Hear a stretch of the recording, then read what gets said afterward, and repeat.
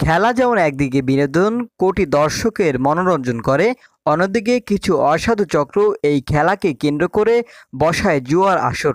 ইদানিং অসংখ্য কোম্পানি গজিয়ে উঠেছে, তারা অনলাইনে পেতেছেন জুয়ার ফাঁদ। এসব ফাঁদে পড়ে নিঃস্ব হচ্ছেন অনেকে।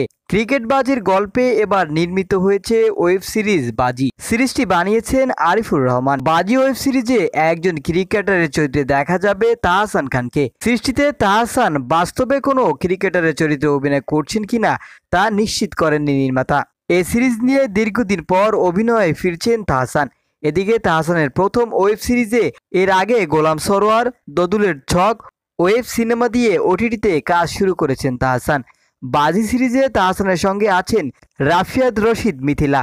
তিনি অভিনয় করছেন সাংবাদিকের চরিত্রে। দাম্পত্য বিচ্ছেদের পর সৃষ্টি দিয়ে পর্দায় ফিরছেন এই জুটি। নির্মাতা আরিফুর রহমান বলেন, ক্রিকেট নিয়ে সাজানো হয়েছে বাজি গল্প।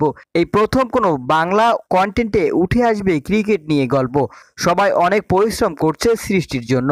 শুটিং শুরুর আগে বেশ কয়েক মাসের প্রস্তুতি পর্ব সেরেছেন তাহসান মিথিলা।